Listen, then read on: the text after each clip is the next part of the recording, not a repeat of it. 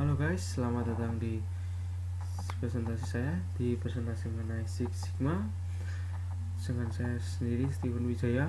Saya dari Fakultas Teknik Industri dari Universitas Katolik Widya Mandala Surabaya. Oke, saya akan menerangkan sedikit tentang Six Sigma atau yang kita kenal dengan filosofi Six Sigma. Oke, pertama kita menerangkan apa itu Six Sigma. Six Sigma sebagai alat manajemen, sebagai sistem yang komprehensif, dan sebagai strategi dan disiplin ilmu. Yang dimaksudkan di sini adalah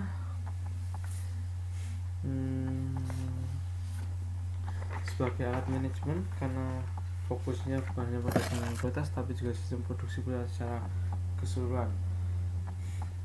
Terus selanjutnya kenapa sebagai komprehensif?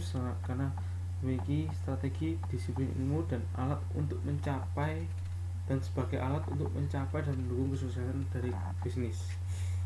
Sebagai strategi dan disiplin ilmu karena berfokus pada peningkatan kepuasan pelanggan. Disebut sebagai disiplin ilmu karena mengikuti model formal atau model DMAIC pada penyelesaian masalahnya. Next, pengertian Six Sigma saya menjadi dua perspektif, yaitu perspektif pertama secara statistik dan perspektif kedua sebagai metodologi. Dalam statistik ini dikenal sebagai simpangan baku atau standar deviasi, sedangkan dalam metodologi pendekatan menyeluruh untuk menyelesaikan masalah dan meningkatkan proses mulai fase DMAIC.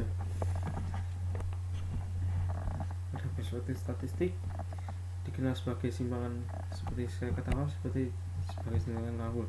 Terdapat dua batas, yaitu batas atas dan batas bawah. Batas atas disebut USL atau Upper Specification Limit, dan LSL adalah Lower Specification Limit. Jadi dua batas ini akan menghasilkan di mana yang berada di luar USL dan SLS adalah di rentang USL sampai SLS adalah barang cacat produksi, seperti yang kita lihat pada tabel.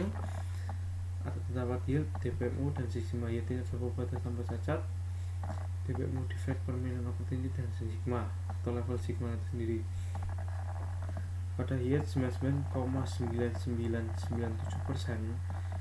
mendapatkan DPMU sebanyak 3,4, menunjukkan level Sigma pada level 6 ini merupakan hasil terbaik dari tingkatan Six Sigma. Pada metodologi seperti yang saya terdapat fase DMAIC seperti yang kita jelaskan. DMAIC adalah sebuah singkatan dari beberapa kata, yaitu define, measure, analyze, improve, control. Define ini adalah fase untuk menentukan masalah, measure sebagai alat ukur dari masalah, analyze yaitu mencari penyebab masalah, improve yaitu memperbaiki penyebab masalah, control mengawasi hasil perbaikan dari improve. Next, beberapa hal penting dalam implementasi Sigma. Terdapat 5 hal penting, yaitu dukungan dari top level, tim yang hebat, training yang berbeda yang pernah ada, alat ukur yang baru, dan tradisi perusahaan yang baru. Dukungan dari top level karena Sigma memiliki beberapa level seperti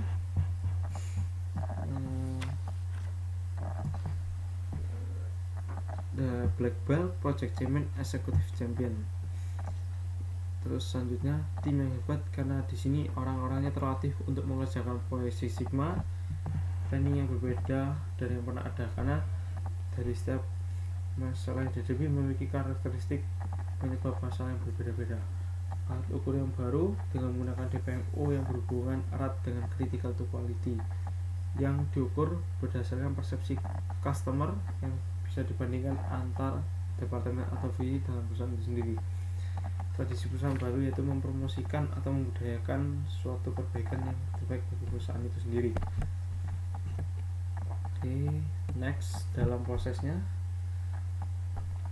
terdapat 4 bagian, yaitu pembuatan keputusan oleh manajemen senior, mengadakan seminar eksekutif, dan pembentukan tim proyek Six Sigma, memilih champion atau sebagai kepala proyek Six Sigma dan memberikan khusus kepada champion. Oke, next kita masuk dalam metode DMAIC.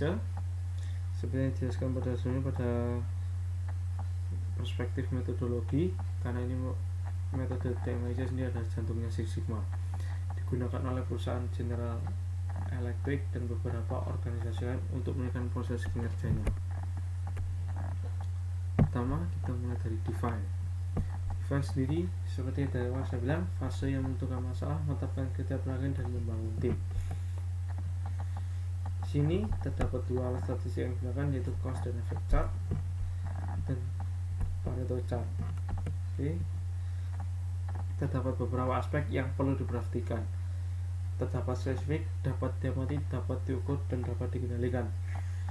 Dari spesifik ini kita mengharapkan dapat menjelaskan secara tepat bagian proses mana yang salah dan apa salahnya. Dapat diamati karena dapat menjelaskan bukti-bukti nyata yang terjadi pada masalah tersebut. Dapat diukur untuk mengetahui lingkupnya seberapa luas masalah ini. Dapat dikendalikan karena masalah harus diselesaikan dalam kurun waktu tertentu. Terdapat voice of customer, jadi di sini adalah ekspresi atau apa yang diinginkan customer sendiri terhadap produk yang akan dihasilkan oleh perusahaan ini. Selanjutnya critical to quality, yaitu adalah sebuah karakteristik sebuah dari produk atau jasa yang memenuhi kebutuhan pelanggan internal maupun eksternal. Selanjutnya SIPOC atau diagram ikan, karena diagramnya mirip dengan model tulang ikan. SIPOC sendiri adalah supplier, input, process, output, customer. Ini adalah diagram grafik untuk mengidentifikasi semua elemen yang relevan dalam dari sebuah proses. Next, ke tahap measure. Sebuah fase untuk mengukur kinerja saat ini, sebelum mengukur tingkat kinerjanya biasanya melakukan analisis terhadap sistem pengukuran yang digunakan. Terdapat dua analisis. Yang pertama, analisis sistem pengukuran. Ya, dalam analisis pengukuran, variabilitasnya pengukuran dinyatakan dalam varian berasal dari varian yang ditimbulkan oleh produk dan varian yang diakibatkan dari kesalahan pengukuran. Yang kedua, analisis kapabilitas proses untuk menggambarkan seberapa pasnya proses tersebut, dilakukan dengan membandingkan kinerja suatu proses dengan spesifikasinya. Next, pada tahap analysis. Di sini tahap analisis adalah fase untuk menentukan akar penyebab dari suatu masalah. Karena masalah pasti terdapat beberapa masalah atau penyebab masalah. Nah, di sini kita terdapat 3 cara untuk mencari dan menentukan sumber permasalahan, yaitu dari diagram Pareto, digunakan untuk melakukan prioritas terhadap beberapa masalah yang harus ditangani secara aturan pengelompokan 80-20. 20% dari produk jasa yang dihasilkan adalah dari 80% masalah yang dihasilkan dari produk jasa tersebut. Diagram sebab akibat digunakan untuk mengumpulkan atau mengatur hasil informasi brainstorming dari penyebab suatu masalah. Yang terakhir ada uji hipotesis rata-rata, digunakan untuk menunjukkan perbedaan yang signifikan antara data awal baseline dengan data yang diambil setelah perubahan.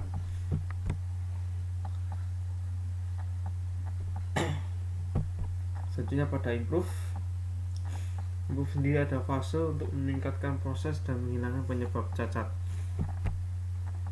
Terdapat satu contoh di sini, yaitu Taguchi Design, yaitu metode atau desain perancangan atau teknik perancangan produk atau proses yang fokus pada untuk minimalisasi variasi produk dan sensitivitas tingkat kebisingan atau noise.